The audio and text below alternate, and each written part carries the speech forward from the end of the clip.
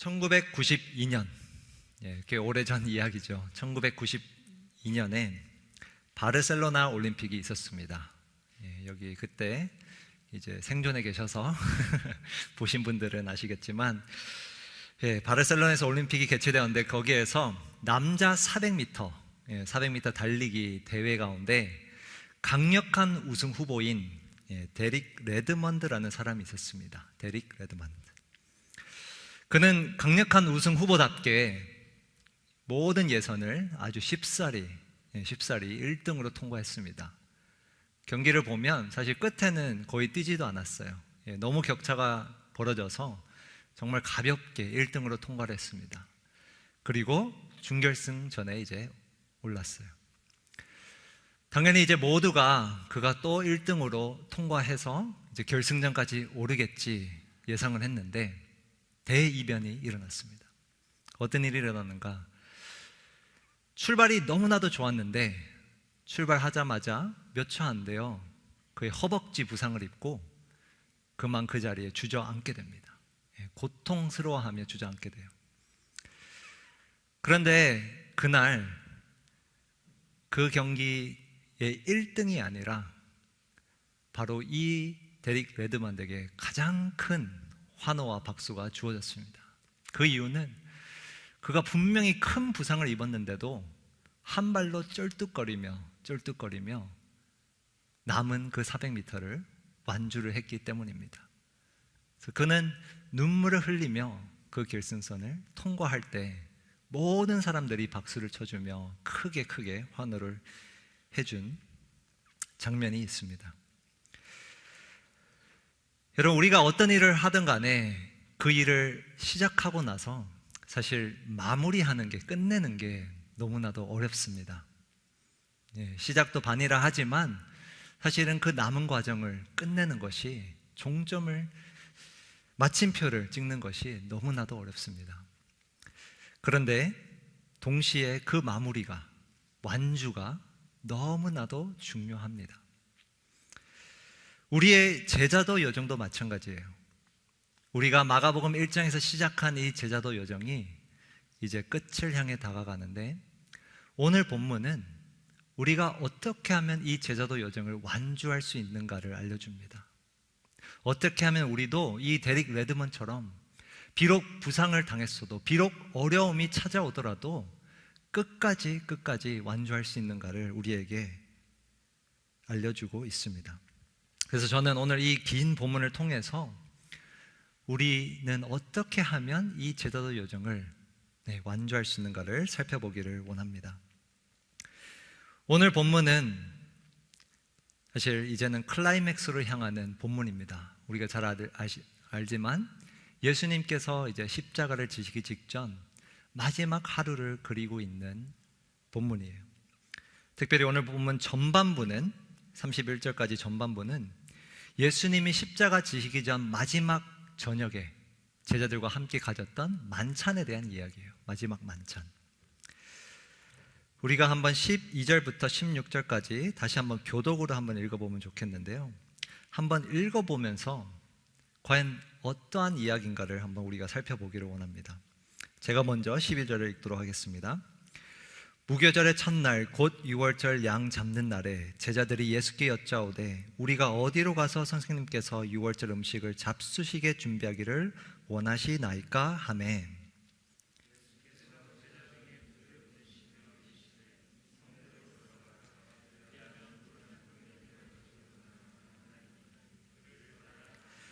어디든지 그가 들어가는 그 집 주인에게 이르되 선생님의 말씀이 내가 내 제자들과 함께 유월절 음식을 먹을 나의 객실이 어디 있느냐 하시더라 하라.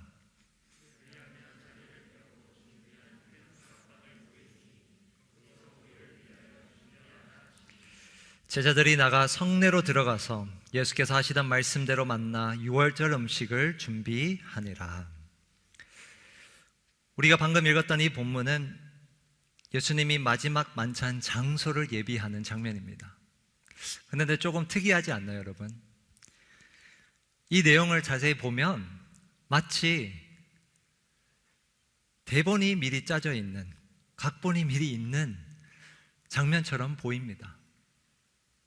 그 장소가 어떻게 예비되는가 보았더니 예수님께서 제자들을 보내시면 너희가 가면은 물 한 동이를 가지고 있는 사람을 만날 것이다 이야기를 해요. 원어로 보면 사실 남자를 가리키는 거예요. 근데 이게 참 특이한 것은 그 당시에 물 동이를 들고 다니는 사람은 보통 여자였어요. 남자들은 물을 가죽 부대에다가 들고 다녔어요. 그래서 아무래도 쉽사리 발견할 수 있었겠죠.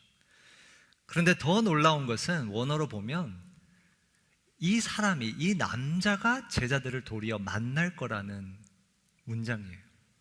너희들이 가면 물동이를 들고 있는 한 남자가 너희를 오히려 만날 거다, 이렇게 이야기합니다. 그리고 나서 그 집주인에게 가서 객실을 달라고 하면 줄 거라는 거예요. 예, 전혀 알지 못하는 사람이 그 객실을 흔쾌히 내줄 거라는 말씀을 하십니다. 이 장면을 보면 이 장소는 미리 그냥 예정된 것처럼 예약이 돼 있는 것 마냥, 그리고 모든 것이 그냥 완벽하게 세팅이 되어 있는 것 마냥 준비가 되어 있습니다.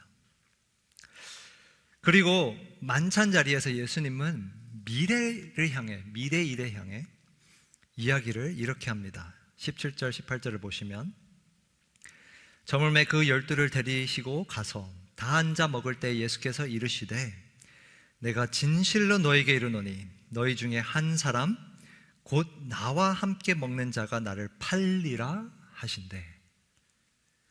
그리고 더 나아가 27절, 28절에 이렇게 이야기하십니다. 예수께서 제자들에게 이르시되 너희가 다 나를 버리리라. 이는 기록된 바 내가 목자를 치리니 양들이 흩어지리라 하였음이니라. 그러나 내가 살아난 후에 너희보다 먼저 갈릴리로 가리라. 지금 이 장소가 예배되는 장면, 그리고 예수님이 만찬 자리에서 미래 일을 확실하게 분명하게 말씀하는 이 장면 통해서 우리는 무엇을 할 수 있는가? 지금 점점 어둠의 날이 다가오고 있지만 그 날 가운데서도, 그 상황 가운데서도 하나님께서 지금 다스리고 계신다는 것입니다. 하나님의 주권 아래 모든 일이 지금 돌아가고 있음을 보여주고 있는 거예요. 즉 하나님이 주권자이심을 보여주는 장면들입니다. 우리가 이 제자도 여정을 걸어가며 잊지 말아야 할 것은 우리가 이 데릭 레드먼처럼 부상을 당할지라도, 그 날이 어두울지라도 우리는 하나님께서 계속해서 주관하고 계심을 잊지 말아야 합니다. 하나님께서 주관하고 계십니다. 자, 그런데 12제자는 예수님의 이런 말씀에 이렇게 반응합니다. 19절을 보시면 예수님께서 18절에서 나를 팔리라 이렇게 이야기하셨는데 19절에 그들이 근심하며, 제자들이 근심하며 하나씩 하나씩 나는 아니지요 하고 말하기 시작합니다. 그리고 더 나아가 27절에서 예수님께서 너희가 나를 버리리라 라고 말씀하셨을 때 베드로는 29절에 이렇게 이야기합니다. 베드로가 여짜오되 다 버릴지라도 나는 그리하지 않겠나이다. 다 예수님을 버려도 저는 절대로 예수님을 버리지 않습니다. 자신 있게 이야기합니다. 그리고 예수님께서 네가 나를 부인할 거다, 그것도 3번이나 나를 부인할 거다 단문하시자 베드로는 31절에서 더 힘있게 이렇게 이야기합니다.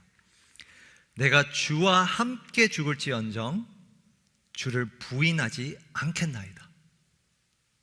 예수님께서 지금 미래 일을 이야기하면서 분명하게 이야기하고 계신데 베드로는 거기에 대해서 도리어 절대 아닙니다. 예수님 절대 아니에요. 저는 예수님을 버리지 않을 것이고 절대 주님을 부인하지 않을 거예요 라고 아주 자신 있게 지금 대답을 하고 있습니다. 그리고 31절 말미에 보니 베드로가 이렇게 얘기했지만 모든 제자도 이와 같이 말하느라. 모든 제자도 동일하게 생각을 하고 있었던 거예요. 이건 어떠한 장면인가? 지금 이 제자들은 아주 자신 있게 자신들이 예수님을 버리지 않을 것을, 배반하지 않을 것을 장담하고 있는 거예요. 그런데 그들의 그 자신감은 어디에 근거하고 있는가? 바로 자기 자신이에요. 자기 자신. 지금 모든 상황이 하나님의 스크립트로 각본대로 운행되고 있는 가운데 제자들이 해야 할 것은 사실 그 주관자 되신 하나님을 신뢰하는 거였어요. 그런데 지금 이 짧은 대답 속에서 우리가 알 수 있는 것은 이들은 지금 자기 자신을 신뢰하며 자신 있게 나는 주님을 버리지 않을 거야 라고 이야기를 하는 거예요. 저와 여러분들이 제자도 여정을 완주하기 위해서는 첫 번째 1번 대지를 보시면 무엇을 해야 하는가? 바로 나 자신이 아니라 주관자 하나님을 신뢰해야 합니다. 나 자신이 아니라 주관자 하나님을 신뢰해야 합니다. 이것이 우리가 제자도 여정을 완주하기 위해 해야 할 일입니다. 요즘에 이제 한국에도 점점 이런 제품들이 많아지던데, 이제 가구를 구입하면 예전에는 다 조립이 되어서 이렇게 판매를 했지만 요즘은 이제 온라인에 보면 다 주문을 해서 자기가 직접 조립할 수 있도록 그렇게 상품을 보내는 일들이 많이 이제 생기더라고요. 그래서 아마 여기 결혼 준비하시는 분들은 아마 이러저리 가구를 보시며 공감을 하시는 것 같은데, 저도 이렇게 이사를 자주 했는데 그럴 때마다 좀 필요한 것들을 구입하면서 늘 이렇게 뭐 서랍장이든 뭐 침대든 조립을 했습니다. 새 것을 살 기회가 있으면. 그런데 제가 공돌이지 않습니까? 공돌이. 그러면 공돌이의 특징 중 하나는 바로 제품 설명서는 필요가 없는 겁니다. 물건이 딱 오면 박스를 뜯고 이렇게 생겼고 못이 몇 개고 이거구나 딱 이제 눈에 잡혀요. 그러면 제품 설명서 필요 없이 시작을 합니다. 근데 솔직히 고백을 하면 아주 간단한 것은 쉽사리 하지만 웬만한 거는 시작은 했지만 끝을 못 내더라고요. 그 설명서 없이는 완성품을 만들지 못하겠더라고요. 한동안 계속 혼자서 헤매다가 결국에는 그 제품 설명서를 보게 됩니다. 어딘가에 뭔가가 빠졌기 때문에 혹은 잘못 끼웠기 때문에. 여러분, 우리 제자도 여정도 마찬가지예요. 우리가 처음에는 그 하나님을 신뢰하며 나아가지만 어느 순간부터 그 제품 설명서를 보지 않고 우리의 삶을, 우리의 모든 상황을 다스리는 그 하나님을 우리가 신뢰하지 않고 어느 순간 나 스스로의 힘만으로 조립을 하기 시작합니다. 그 여정을 나 혼자서 걸어가기 시작합니다. 그런데 오늘 말씀은 우리가 반드시 그 주관자 하나님을 신뢰할 때에만 이 여정을 완주할 수 있다는 것을 알려주고 있습니다. 자, 그렇다면 우리가 이 12제자와 같이 자만하지 않기 위해서, 나 자신이 아닌 하나님을 신뢰하기 위해서는 우리가 구체적으로 무엇을 해야 할까요? 어떻게 하면 나 자신이 아닌 하나님을 신뢰할 수 있을까요?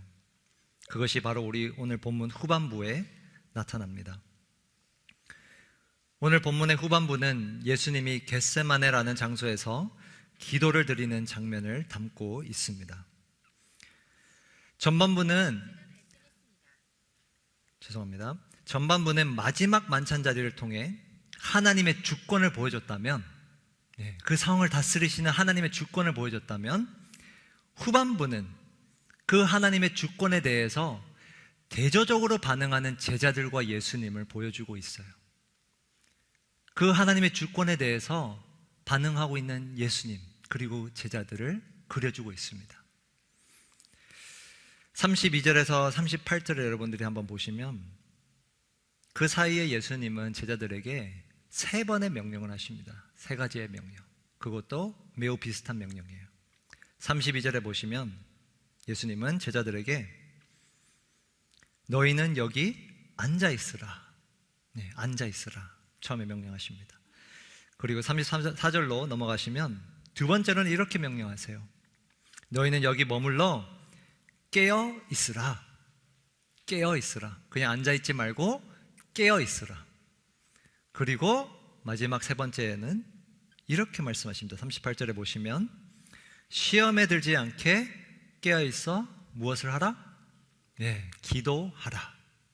앉아있으라, 깨어있으라. 그 다음에는 깨어 있어 기도하라. 3번을 명령하세요. 자, 그런데 제자들은 어떻게 반응하는가? 37절에 보시면 제자들이 자는 것을 보시고 앉아 있으라 했는데 잤어요. 40절에 보니 다시 오사, 두 번째로 다시 오사 보신즉 그들이 자니 또 자고 있었어요. 그리고 마지막 3번째 41절을 보시면 3번째 오사 그들에게 이르시되, 3번째 이르시되 뭐라고 하시죠? 이제는 자고 쉬라. 얼마나 답답하셨으면 이제는 막 그냥 디비 자라 이렇게 하신 것 같아요, 제자들에게.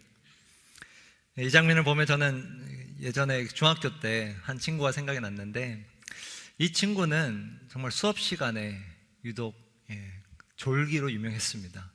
눈을 그러니까 깨어 있지는 못했어요. 늘 졸았어요. 그래서 완전히 찍혔죠. 이제 소문이 다 나 있었죠. 선생님들도 다 알고 있었고. 그런데 유독 이 한 선생님은 이 아이의 버릇을 고쳐보려고 어마어마하게 노력을 했습니다. 처음에는 뭐 벌을 세우고 때리기도 하고, 근데 그것도 안 되니까 어느 날 하루는 긴 강목을 들고 와가지고, 그래서 그걸 보고 우리 모두는 얘 이제 죽었다 생각을 했는데, 그걸로 때리지는 않으시고 그 아이의 그 등에 이렇게 옷 사이에 껴가지고 아이가 이렇게 숙이지 못하도록 직각으로 딱 앉아 있을 수 있도록 그렇게 했어요. 자, 그런데 여러분, 그래도 졸았어요. 직각으로 앉아도 졸더라고요. 그래서 선생님이 아예 포기를 하고 그냥 남은 그 한 학기 동안은 넌 절대 내 수업에서 깨어있지 마 하고 강제로 재웠습니다. 진짜 거짓말이 아니고 강제로 재웠어요. 저는 예수님의 심정이 제 친구를 이렇게 고쳐보려고 했던 선생님의 심정이 아니었나 싶습니다. 분명히 제자들에게 앉아있고 깨어있고 기도하라고 했는데 그때마다 이들은 잠들어 있었던 거예요. 자, 제자들이 근데 그렇게 잠들어 있을 그때에 예수님은 무엇을 하셨는가? 하나님의 주권에 대해서 제자들은 잠든 채 자기 자신만을 신뢰했을 그때에 예수님은 어떻게 그 하나님의 주권에 대해서 반응했는가? 32절을 보시면 그들이 겟세마네라는 곳에 이르매 예수께서 제자들에게 이르시되 내가 기도할 동안 너희는 여기 앉아 있으라. 기도를 하라고 하셨어요. 그리고 35절에 보니 깨어있으라 명령하신 후에 35절에 보니 조금 나아가서 땅에 엎드려 될 수 있는 때로 이때가 자기에게서 지나가기를 구하여 기도하셨다는 거예요. 구하여. 그리고 39절에서는 깨어있어 기도하라고 명령하신 후에 예수님 무엇을 하셨는가? 다시 나아가 동일한 말씀으로 기도하시고. 여러분, 오늘 본문에 나오는 이 3번의 패턴이 보이시나요?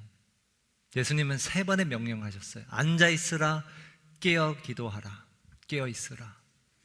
그런데 제자들은 3번 모두 잠들어 있었어요. 그리고 반면에 예수님은 잠들어 있을 그때에 3번 다 기도하고 계셨던 거예요.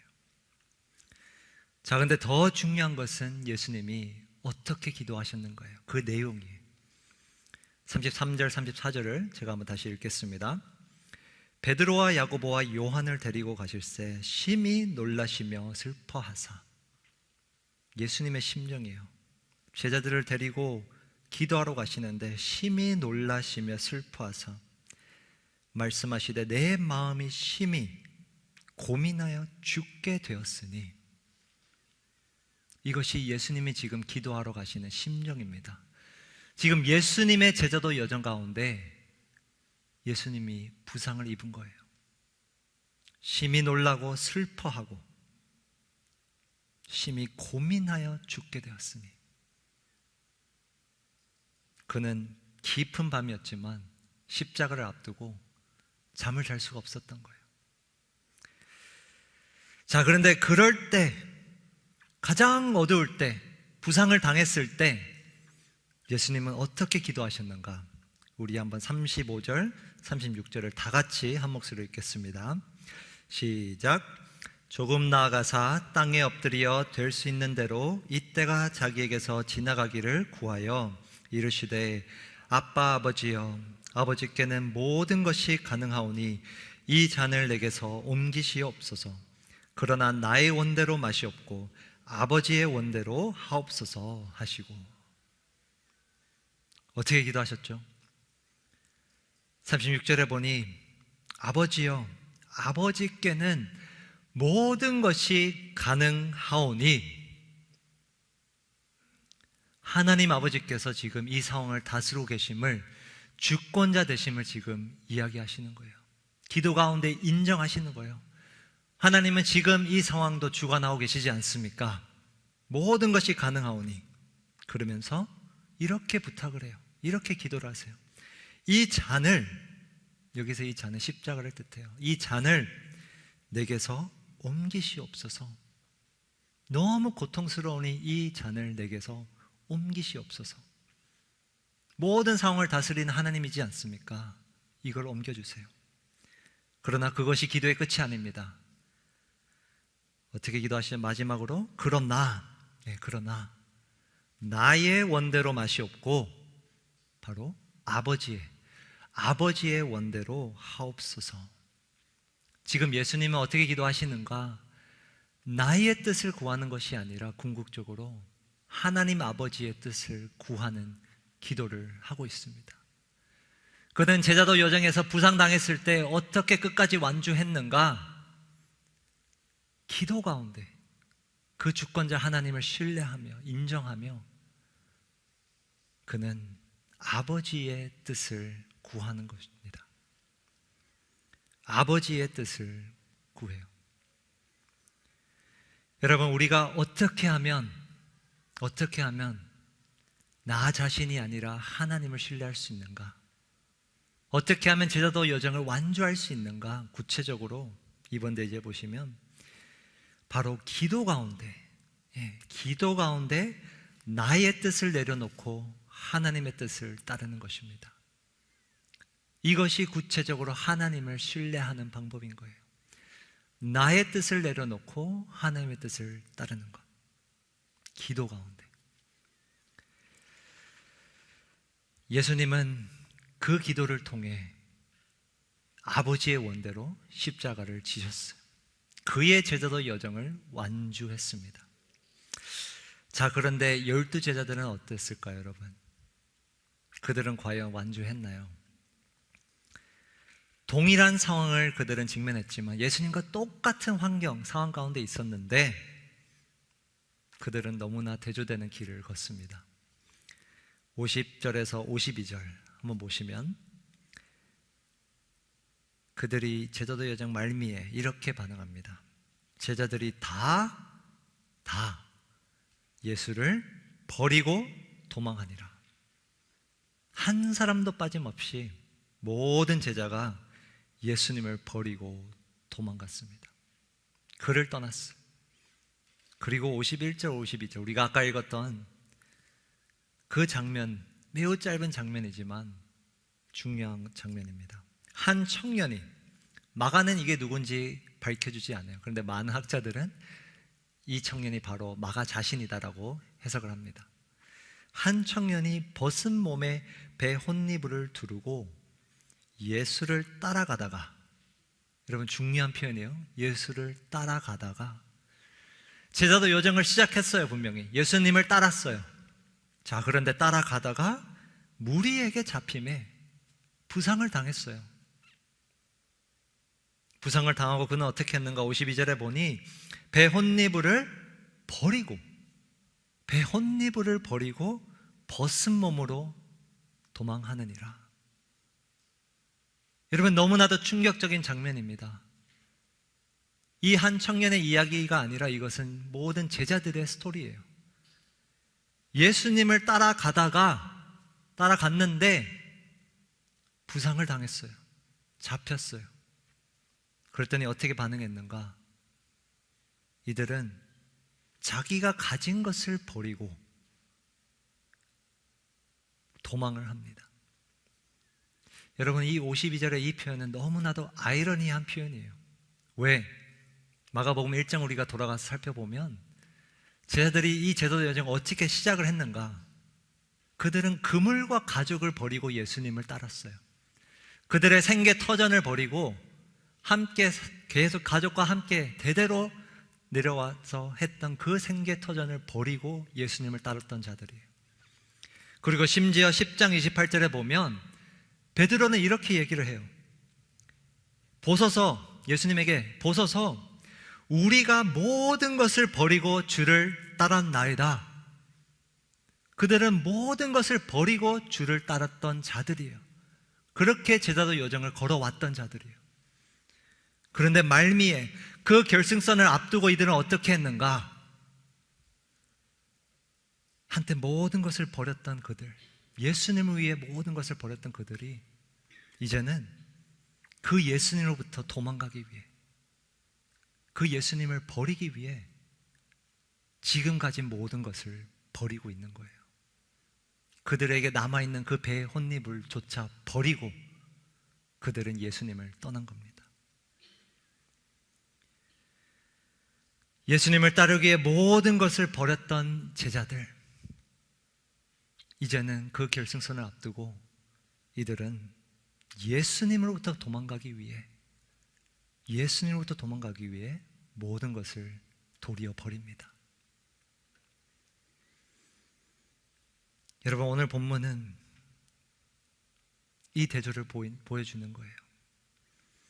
기도했던 예수님, 아버지의 원대로 아버지의 뜻을 구한 예수님은 그의 제자도 여정을 완주했습니다.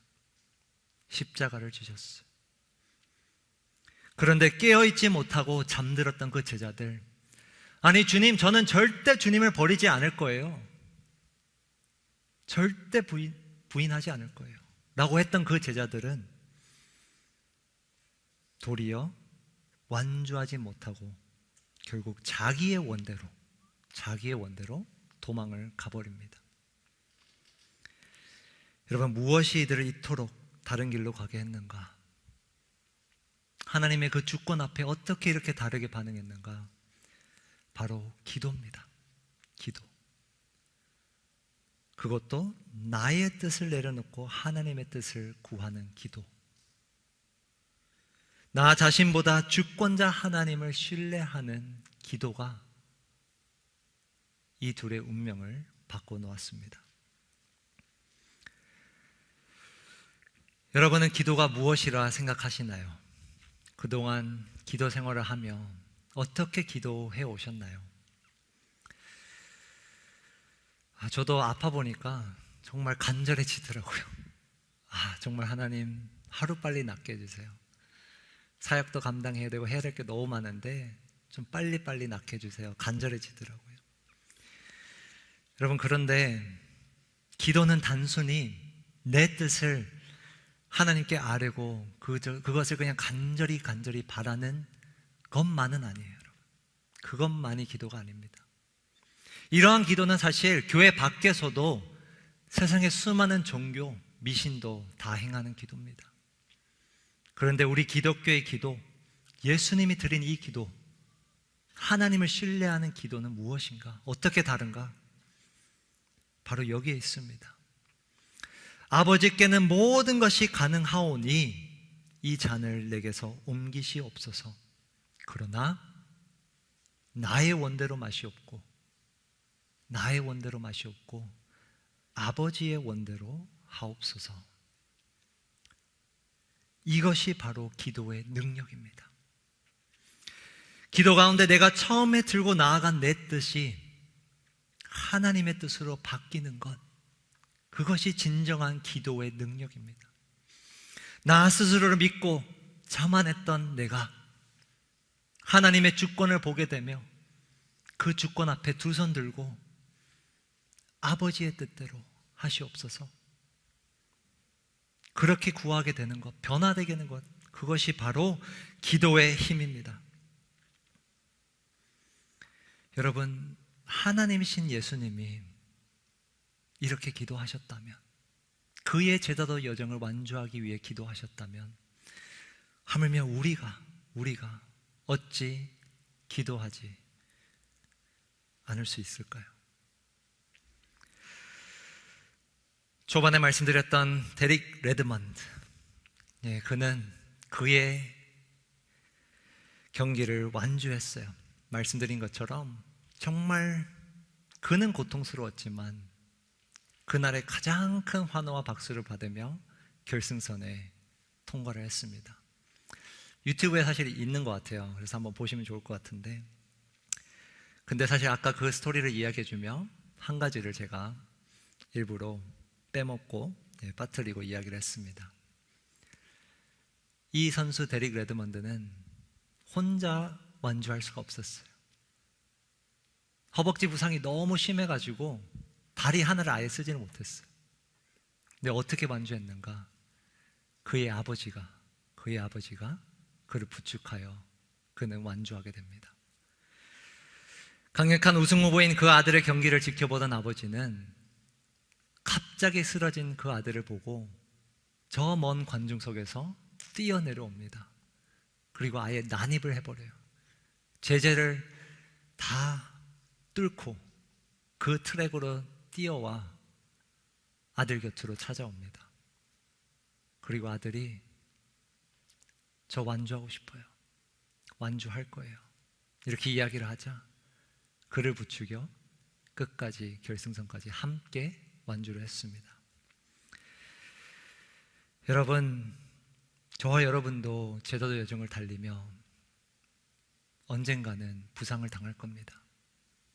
이 데릭 레드먼처럼 출발은 좋았을지라도, 내가 1등으로 달리고 있을지라도 적어도 한 번쯤은 큰 부상을 입을 거예요. 그런데 어쩌면 여러분들이 지금 현재 그 부상을 입고 주저앉은 것일지도 모릅니다. 이 여정은 우리의 힘만으로는 완주하기 너무 어렵습니다. 불가능합니다. 그런데 부상당한 우리에게 주권자 하나님께서, 모든 상황을 다스리는 하나님께서 저와 여러분들에게 다가오십니다. 데릭 레드먼드의 아버지처럼 저 멀리서 우리 곁을 향해 오십니다. 함께 하세요. 여러분, 이 긴 여정을, 이 힘든 여정을 여러분들의 힘으로 하려고 애쓰지 마십시오. 내 뜻만 고집하지 말고 예수님처럼 아버지의 뜻을 구하며 그 아버지께 기대어, 비록 우리는 쩔뚝거릴지라도 그 아버지께 기대어 그 아버지를 신뢰하며 이 여정을 완주합시다. 자기 자신을 신뢰해서 깨어 기도하지 못했던 그 12제자들처럼 결승선을 앞두고 예수님부터 도망가는 자들이 아니라 정말 예수님처럼 시작한 이 제자도 여정을 기도 가운데, 아버지의 뜻을 구하는 그 기도 가운데, 하나님을 신뢰하는 그 기도 가운데 우리 모두가 그 여정을 완주하기를 주님의 이름으로 축복합니다. 오늘 이 말씀 생각하며 우리가 찬양 한 곡을 부르면 좋겠는데요, 우리 대예배 때 늘 퇴장하며 부르는 찬양입니다. 우리가 너무나도 잘 알죠. 후렴에는 하나님의 꿈이 나의 비전이 되고, 하나님의 뜻이 나의 뜻이 되고, 예수님의 성품이 나의 인격이 되고, 성령님의 권능이 나의 능력이 되길 원하고 바라고 기도합니다. 그런데 여러분, 처음에 이 찬양이 이렇게 시작을 해요. 이 세상을 살아가는 동안에 나의 힘을 의지할 수 없으니, 나의 힘을 의지할 수 없으니, 그리고 주의 길을 걸어가는 동안에 세상의 것 의지할 수 없으니. 여러분, 정말 그래요. 제자도 여정은 나의 힘만으로 되지 않습니다.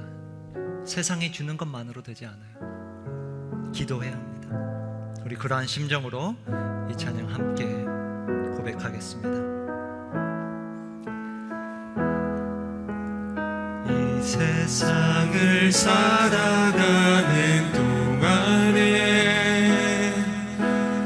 나의 힘을 의지할 수 없으니 기도하고 낙심하지 말 것은 주께서 참 소망이 되시리라. 주의 길을 걸어가는 길을 걸어가는 동안에 세상의 것 의지할 수 없으니 감사하고 낙심하지 말 것은 주께서 참 기쁨이 되심이라. 하나님의 꿈이 나의 비전이 되고 예수님의 성품이 나의 인격이 되고 성령님의 권능이 나의 능력이 되길 원하고 바라고 기도합니다. 세상을 살아가는 동안에 나의 힘을 의지할 수 없으니 기도하고 낙심하지 말 것은 주께서 참 소망이 되심이라. 하나님의 꿈이 나의 비전이 되고 예수님의 성품이 나의 인격이 되고 성령님의 권능이 나의 능력이 되길 원하고 바라고 기도합니다. 하나님의 꿈이 나의 비전이 되고 예수님의 성품이 나의 인격이 되고 성령님의 권능이 나의 능력이 되길 원하고 바라고 기도합니다.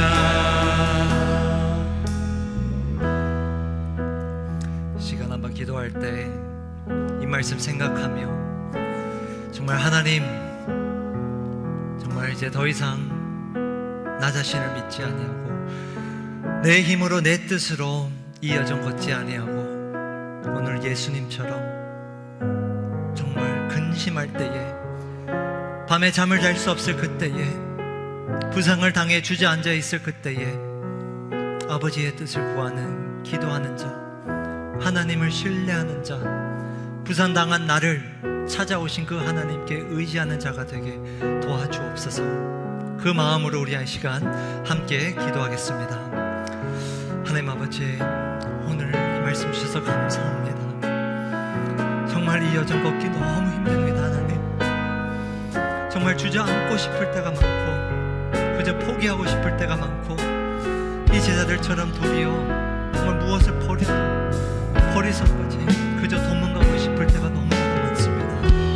그러나 주님, 이 여정을 완주하기 위해 우리 곁을 찾아와 주셨고 우리에게 성령님 허락하셨고 우리에게 정말 힘을 허락하셨는데 기도 가운데 나아가 그 능력 우리 의지하게 하여 주옵소서.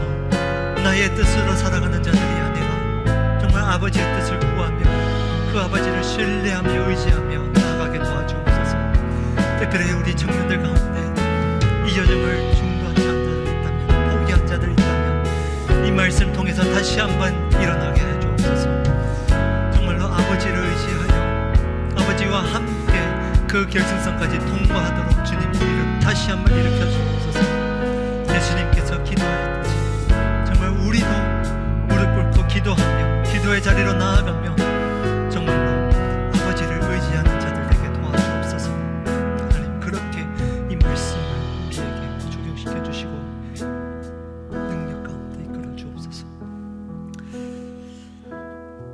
하나님 아버지, 데릭 레드먼처럼 참 지금까지는 승승장구하며 늘 1등으로 달려오다가 혹여나 지금 현재 부상을 당해 육신의 어려움이든 심적인 어려움이든 관계의 어려움이든 어떤 어려움으로 인해 이 여정을 포기하거나 중도 하차했거나 주저앉은 자들이 있다면 오늘 이 말씀을 통해서 다시 한번 일으켜 세워 주시옵소서. 우리의 힘만으로는 이 제자도 여정을 걸어가려고 할 때에는 주저앉게 되는 것이 너무나도 당연한 것을 우리가 여지껏 몰랐습니다. 주님, 하나님이신 예수님이 기도하셨던 것처럼 나의 원이 아니라 아버지의 원을 구했던 것처럼 저희들도 부상당한 우리에게 찾아오신 그 하나님을 의지하여 그분의 뜻을 구하며 이 남은 여정을 완주할 수 있기를 소망합니다. 하나님, 결승선 앞에서 모든 것을 버리고 주님으로부터 도망갔던 제자들이 아니라 정말 모든 것을 버리면서 끝까지 주님을 따르는 진정한 제자가 되도록 우리 센텀 청년부를 축복하여 주옵소서.